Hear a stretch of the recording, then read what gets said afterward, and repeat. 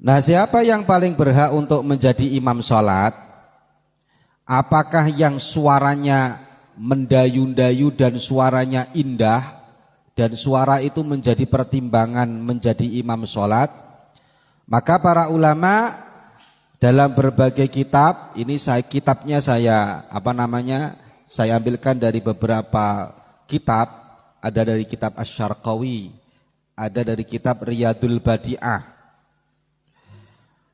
Orang yang paling berhak menjadi imam sholat itu yang pertama dicari dulu fal afqah, orang yang paling alim, orang yang paling pinter, fal a'lam, orang yang paling alim, orang yang paling pintar. Kemudian baru fal akro. Akro itu orang yang bacaannya paling bagus, fasih, orang yang paling banyak hafalan Qur'annya. Baru itu nomor 2. Bukan suara loh ya. Suara nanti ada urut-urutannya sendiri. Suara itu menjadi pertimbangan menjadi imam sholat, tapi nomor nanti sih.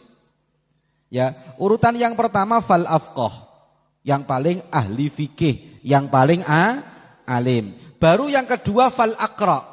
Fal akra itu orang yang bacaannya lisannya paling fasih. Yang mencakup fal akra itu kalau para ulama mengartikan lisannya paling fasih, hafalan Qur'annya paling banyak. Mungkin dia hafal Qur'an, bisa jadi. Bukan suara, kalau suara pertimbangannya nanti. Kenapa? Sekarang begini. Kenapa kok orang yang alim lebih didahulukan daripada orang yang bacaannya paling fasih? Ya toh? Sekarang begini. Saya kasih contoh. Si Nabil dengan si Padil. Ini si Padil hafalan Qur'annya dia hafal 10 juz. Fadil hafal 10 juz. Wah, keren Fadil. Si Nabil hanya hafal surat Al-Fatihah dan Kulhu. Tapi si Nabil tentang fikih dia sangat menguasai. Masalah ini dia ngerti, masalah ini dia ngerti. Maka kata para ulama, fal afqah yuqaddam. Yang ahli fikih dahulukan walaupun dia hanya hafal surat Al-Fatihah daripada si Fadil yang sudah hafal 10 juz. Yang pertama tetap fal afqah fal a'lam. Alasannya satu, ada beberapa alasan. Alasannya kenapa? Orang yang paling alim jadikan dia imam. Kalau di sini sama mana ada yang imami, sopo sing paling alim? Maju. Andre paling alim, maju Andre. Alasannya kenapa? Kok orang yang paling alim dijadikan imam? Alasannya yang pertama ikut Kanjeng Nabi karena li'annahu sallallahu alaihi wasallam qaddama Abu Bakrin lis-salati min ghairihi ahfadhu minhu. Karena Rasulullah itu ketika nyuruh Kanjeng Nabi ada udzur untuk menjadi penggantinya Kanjeng Nabi ngimami sholat, itu Kanjeng Nabi nyuruhnya Abu Bakar. Kalau pijakannya adalah orang yang paling hafal Qur'annya paling banyak, tentu Kanjeng Nabi tidak milih Abu Bakar karena ada sahabat yang lebih banyak hafal Qur'an, lebih banyak hafalannya Qur'an. Abu Bakar mungkin hafalan Qur'annya kalah dengan sahabat yang lain, tapi secara fikih, secara keilmuan, ilmunya Abu Bakar waktu itu tidak ada yang menandingi. Makanya Kanjeng Nabi milih Abu Bakar. Ya milih Kanjeng Nabi. Apalagi cuman suara. Suara itu pertimbangannya nanti. Lah kalau suara kenapa Kanjeng Nabi gak milih Bilal aja? Bilal, kamu yang ngimami. Suara yang terkenal paling indah suaranya Bilal, suaranya Abdullah ibnu Umi Maktum. Kan itu mestinya. Tapi Bilal tidak pernah disuruh Rasulullah untuk ngimami. Yang disuruh malah Abu. Itu menunjukkan apa? Kealiman dalam menjadi imam itu prioritas yang nomor 1. Walim dahulukan, walaupun suaranya biasa-biasa. Alim dahulukan, walaupun kefasihannya, kehafalan Qur'annya kalah, tidak apa-apa. Alim dahulukan, itu yang pertama. Yang kedua alasannya, ini penting ya. Ini karena sekarang ini susah saya ini. Sekarang ini susah karena ada ulama yang baca Quran, wis enak-enak, menurut saya bacaan Qurannya salah, itu dihina-hina hanya gara-gara suaranya kurang enak. Ya kok suara iki lho. Nyari ra penyanyi sing suaranya enak kok jadi imam. Yang kedua alasannya apa? Kata para ulama, li'annal ihtiyaj lil fikhi fi salat aktsar likasratil waqa'i fiha. Kenapa yang didahulukan bukan mereka yang paling banyak hafalannya, tapi yang ngerti fikih yang lebih didahulukan, yang alim yang lebih didahulukan? Karena kejadian-kejadian dalam sholat, hal-hal yang dibutuhkan fikih dalam sholat itu lebih banyak daripada hanya sekedar bacaan. Contoh kemarin, kapan saya ngimami yang enggak duduk itu? Tadi malam apa? Tadi malam ya? Bukan kemarin, tadi malam sholat Isya ya. Tadi malam saya ngimami sholat Isya. Waktu saya sudah rakaat kedua, saya berdiri. Anak-anak, subhanallah. Kaget aku sampean. Subhanallah, bener anak-anak baca subhanallah. Berarti makmum yang cerdas. Berarti makmum Darut Tauhid cerdas-cerdas. Subhanallah, imamnya salah, maca subhanallah. Tapi saya posisinya sudah agak berdiri, sudah melebihi haddur ruku', sudah posisi berdiri. Saya enggak boleh balik. Walaupun ekocai subhanallah, karena posisi saya sudah berdiri. Kalau saya duduk lagi sudah dalam kondisi ruku', maka kok saya duduk, maka saya batal, sak makmumnya ikut batal. Maka saya teruskan. Lagi kalau imamnya enggak ngerti, sudah berdiri, Allahu Akbar, subhanallah, tojuk boleh. Batal enggak sholatnya? Batal. Kenapa? Karena dia sudah talabus biwajibin. Karena dia sudah melakukan kewajiban yang berupa apa? Berdiri untuk mengejar yang sunnah. Duduk tahiyat yang pertama itu hukumnya sunnah. Sudah melakukan wajib untuk turun dalam melakukan sunnah, itu hukumnya tidak boleh. Kok saya berdiri? Ini kalau imamnya nggak ngerti, imamnya bodoh, berdiri, subhanallah sudah berdiri, tojuk boleh. Oh batal, makmumnya batal. Maka kasratul waqa'i, banyaknya kejadian-kejadian dalam sholat itu membutuhkan solusi yang cepat. Siapa yang bisa memberikan solusi yang tepat dan cepat? Masa sholat sih dimikir, tepat dan cepat. Ya, siapa yang tahu? Yaitu orang yang alim, orang yang al-afqah, orang yang a'lam. Maka hal itulah yang menjadikan para ulama bahwa alim itu lebih didahulukan daripada apa? Yang paling pinter bacaannya, yang paling banyak hafalan Qur'annya, ya.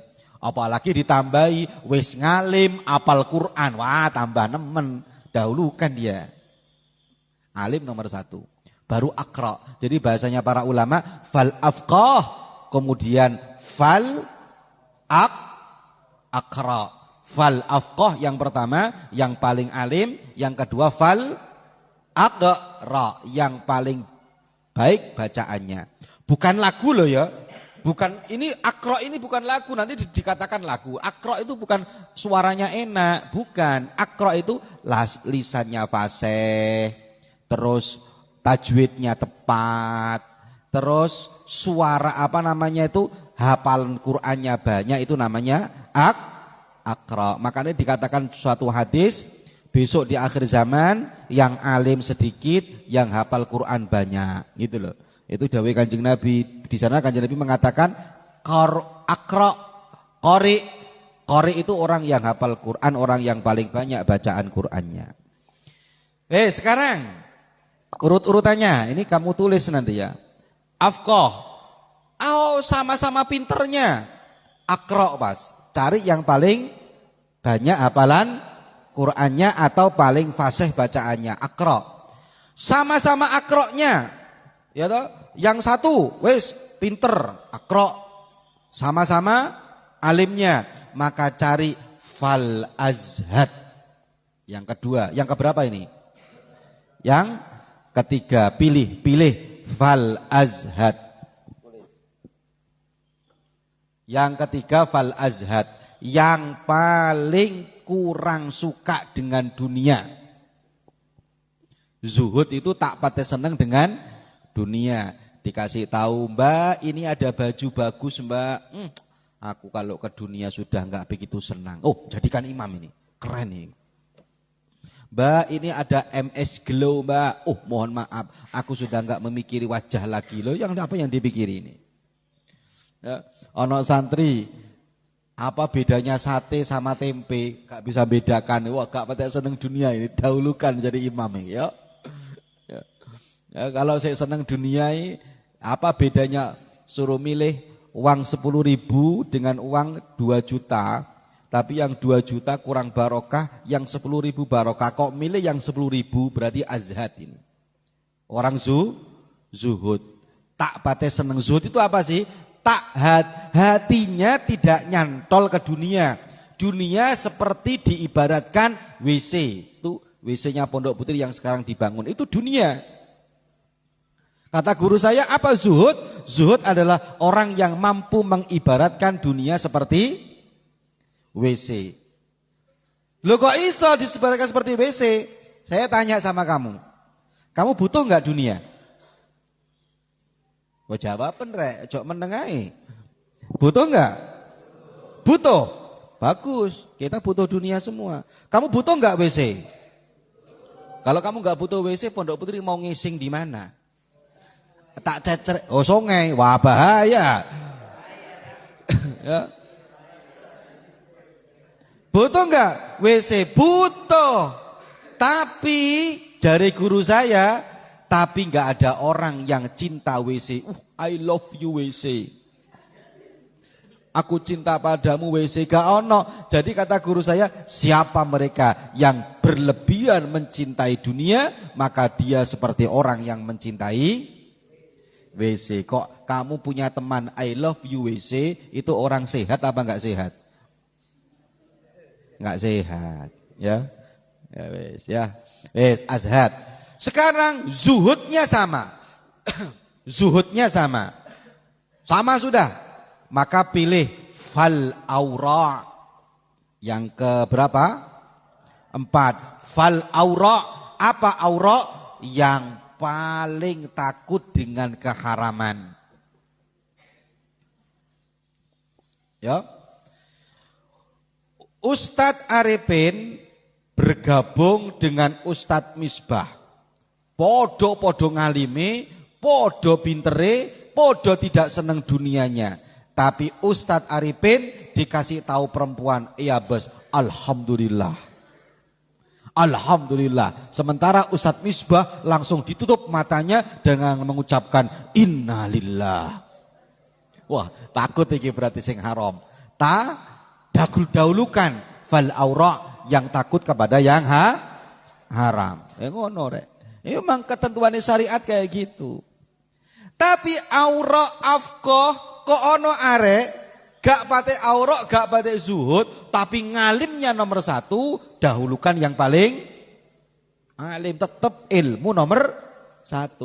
Makanya saya seneng ya. Ada yang kemarin tanya sama saya, Gus, sebenarnya ibadah dengan ilmu itu lebih didahulukan mana?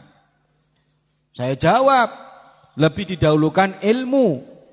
Loh tapi katanya ada orang yang berilmu tapi tidak ahli ibadah. Sik dulu. Kanjeng Nabi itu pernah suatu hari jalan, lihat ada 2 halaqah. yang satu bahas ilmu, yang satu wiridan. Kanjeng Nabi duduk yang bahas ilmu. Nomor 2, kamu boleh ngomong akhlak lebih baik daripada ilmu. Itu yang ngomong harus orang yang punya ilmu. Jangan dibuat alasan akhlak lebih baik daripada ilmu, tapi yang ngomong orang yang tidak berilmu. Itu sama halnya dia menjatuhkan dirinya kepada dalam jurang. Kenapa? Boleh orang ngomong kayak gitu, tapi harus punya ilmu. Karena kamu tahu, ibadah tidak tahu ilmu, ibadahnya rusak. Ya enggak? Sekarang gini, kamu tahu ini akhlak yang baik kepada guru, ini akhlak yang baik kepada orang tua, ini akhlak yang baik kepada teman, dari siapa? Gak mungkin ada orang ahli ibadah tapi bohong akan ilmu. Ilmu tetap nomor 1, pondasinya. Baru kalau kamu sudah punya ilmu tinggi, baru kamu boleh ngomong akhlak lebih tinggi daripada ilmu. Jangan sampai digunakan anak yang bodoh, males belajar, dia ngomong sing penting akhlake. Loh itu alasannya arek sing males belajar. Paham gak kamu? Karena sekarang kata-katanya ini sering digunakan ini. Akhlak dengan ilmu bagus mana? Yo bagus akhlak, sing penting akhlake, ilmu nomor 2. Itu yang ngomong pantasnya yang punya ilmu. Tapi kalau yang ngomong anak yang males ngaji, Allah yang penting akhlak, ilmu nomor 2. Itu alasannya arek males ngaji. Sering tau? Kamu dengar kayak gitu sering gak? Sama dengan gini loh. Allah, itu kiai, kiai juga punya salah. Betul, yang maksum, yang terjaga dari salah cuman Kanjeng. Tapi menyamakan kamu dengan ulama itu kebodohan. Seakan-akan ulama itu sama dengan kita. Itu satu hal perilaku yang bodoh. Gitu loh. Kita ini sekarang ini sering mengolah kata-kata, tapi kadang-kadang kita nggak ngerti yang harus dipaskan kata-kata itu bagaimana. Yang ketiga tadi, yang keempat apa tadi? Aura. Yang ke-5. Kok sekarang sama-sama wirainya? Siapa yang didahulukan? Fal asan fil Islam. Yang paling lama masuk Islam, atau bisa juga yang paling lama, ya, yang paling tua. Yang paling tua juga bisa masuk Islamnya. Umurnya paling banyak. Siapa di sini yang umurnya paling banyak? Andre, dahulukan. Paling tua maju. Terus yang keempat, yang keberapa ini dah? Kalau sudah sama-sama yang paling lama masuk Islam, fal asyraf nasaban. Lagi ternyata juga nasab itu jadi pertimbangan. Fal asyraf nasaban. Cari yang nasabnya paling baik. Siji anake Pak Camat, nomor 2 anake ulama, dahulukan yang anaknya ulama. Kalau sudah sama. Jadi nasab itu juga penting. Maksudnya nasab itu penting kenapa? Al-Qur'an juga mempertimbangkan loh ya. Ketika Nabi Musa dan Nabi Khidir ada tembok yang mau roboh, wa ammal jidaru fakana li ghulamaini yatimaini fil Madinah wa kana tahu kangzul lahuma wa kana abuhuma salihah. Karena bapaknya orang soleh. Berarti pertimbangan nasab. Bahkan Ibnu Katsir mengatakan bapaknya orang soleh itu bapak yang ke-7. Kakek yang ke-7 loh bisa memberikan barokah kepada cucu yang ke-7. Berarti nasab itu ya penting. Penting juga. Makanya Kanjeng Nabi dawuh kalau kamu cari perempuan yang carikan jodoh untuk kamu, boleh karena kayanya, boleh karena nasabnya. Nasab juga disebut. Tapi yang paling kamu pilih adalah yang paling akhlaknya paling baik. Taribat siyadak, maka kamu akan beruntung selamanya. Itu dawuh Kanjeng Nabi. Terus yang keempat, yang keberapa ini dah? Yang berapa?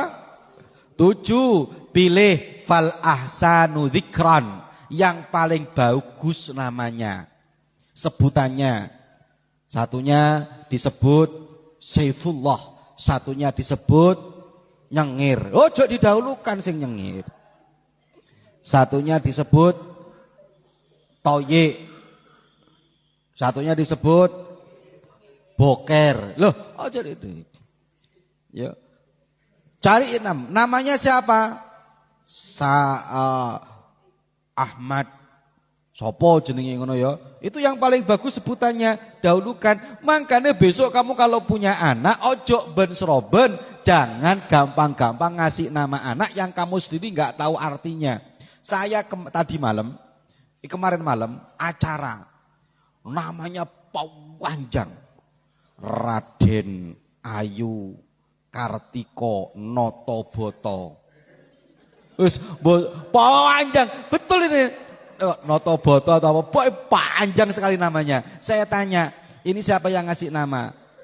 Bapaknya Gus, bapaknya saya panggil. Mana bapaknya? Nih, panggil sama aja. Ini kok ada Raden. Raden itu setahu saya laki. Ayu itu perempuan. Kok gabungan antara laki dan perempuan? Soalnya anak bener laki apa bini dia? Itu ya. Ternyata saya tanya dia orang Blitar. Yang ngundang itu orang Blitar, gak ngerti bahasa dia. Kamu tahu artinya? Tahu Gus. Ya wes lah kalau tahu gak masalah. Tapi saya gak tahu artinya. Namanya Jawa. Orang Madura namanya Jawa. Raden Ayu Kartika Notoboto Limo. Ya. Munggah. Ya Allah, ono anak saiki. Sekarang tuh namanya panjang-panjang. Kalau saya lebih seneng, ini tips buat nama ya. Kalau saya lebih seneng kalau nama itu tiga nama. Muhammad, Najih, Mukasya, 3. Kalau 2 kurang. Kalau saya ini kurang ini Muhammad Syakur, makanya ditambahi sama anak-anak dulu di Lirboyo Muhammad Syakur Dewa. Ya, kamu siapa namanya? Muhammad Abdul Habib. Bapak kamu siapa namanya? Abdul Habib So. 3. Saya kalau buat nama rata-rata 3 suku kata. Jangan buat nama sampai 6 suku kata. Gak muat. Muhammad, Daniel, Mustafa, apalagi panjang sekali. Ini gak muat. 3 aja. Itu kalau saya buat nama pasti ada orang kok minta nama sama saya, pasti saya kasih 3 kosakata. Terus setelah itu sampai apa tadi? Bagus sebutannya. Yang ketiga kok sama lagi? Fal andofu sauban. Yang paling bersih bajunya. Congok. Oh bajunya bau. Cari yang paling bersih. Suruh jadi imam. Kalau sudah bajunya paling bersih sama. Oh bajunya bersih semua. Maka fawajhan. Pilih yang paling bagus wajahnya, yang paling cantik sopo, maju. Sopo sing lakian sing paling ganteng, merasa paling ganteng. Hah? Sopo? Andre, paling ganteng Andre merasa, ya wes maju Andre. Fawajan, paling ganteng. Njok, Tan Andre, njok. Pokoknya saya jadi imam. Loh kenapa Andre? Karena menurut saya wajah saya paling ganteng. Ya maju loh. Tapi wajah tetap kalah sama baju. Ada orang wajahnya ganteng, ada orang perempuan jadi imam wajahnya cantik tapi nggak pernah mandi. Satunya biasa-biasa tapi bajunya bagus, sering mandi. Dahulukan dia yang bajunya bagus, wajah tetap nomor 2. Gini loh ya, coba kamu mikir ya. Ono arek, Duk, kamu coba pilih. Arek ganteng tapi sebulan tak mandi bajunya kowoproh. Kalau kentut bau sekali. Kamu ilfil sama dia, tapi ada anak biasa-biasa, wajahnya ya biasa-biasa kayak Sepul ya tak. Tapi dia bersih, pakaiannya bersih, pilih. Wajahnya ganteng kayak Nabil gitu. Karena Nabil ini katanya jadi idola santri putri. Ganteng tapi kok gak pernah mandi awak mobil, gak usah maju jadi imam. Bau. Oh, Zayim ini sering mandi. Ya. Terus yang selanjutnya fabadanan. Kalau sudah paling sip fabadanan, badannya paling bersih, paling Sopo ning sini badannya paling soge, seros koros, mundur sik. Ya. Wis koros jelek ngentutan, wis iki mundur sik. Terus fakasban, pekerjaannya paling bagus. Ya. Itu urut-urutannya. Baru terakhir ini, belum terakhir ini, fal ahsan sautan. Lah ini baru ada. Urutan keberapa itu? Fal ahsan sautan, yang paling bagus suaranya. Berarti nomor berapa? Nomor berapa? 11. Suara bagus itu ternyata jadi pertimbangan jadi imam sholat, tapi pertimbangan yang nomor 11. Suaranya bagus tapi wajahnya jelek, iku didahulukan sih. Wajahnya yang paling bersih ya. Suara bagus tapi fasih bacaannya yang biasa-biasa, lebih dafal ahsanu sautan. Jadi pertimbangan tapi akhir. Setelah suaranya paling bagus, fadhuz zaujah. Ini terakhir sudah. Apa fadhuz zaujah? Baru yang punya istri didahulukan. Yang punya apa? Istri. Satunya jomblo, tak laku-laku. Satunya sudah punya istri. Dahulukan yang punya istri. Kenapa yang punya istri lebih didahulukan? Karena orang jomblo itu kalau sholat pikirannya kadang kemana-mana. Allahu Akbar, mikirin si ini, mikirin si itu, mikirin si dia. Tapi kalau sudah punya istri, mau mikiri apa? Allahu Akbar, ya dia sudah gak mikirin itu karena sudah punya istri. Maka terakhir sudah fadhu zaujah. Jadi mendahulukan orang-orang yang berhak menjadi imam sholat itu penting. Dalam rangka apa? Dalam rangka sholatnya biar lebih sempurna. Jadi suara itu bisa jadi pertimbangan, tapi yang paling nomor satu pertimbangan apa nomor satu tadi? Fal afqah, fal a'lam, yang paling alim. Kira-kira seperti itu yang harus kita pegangi untuk jadikan pijakan, memutuskan hukum mengenai masalah siapa yang berhak menjadi imam sholat. Al-Fatihah.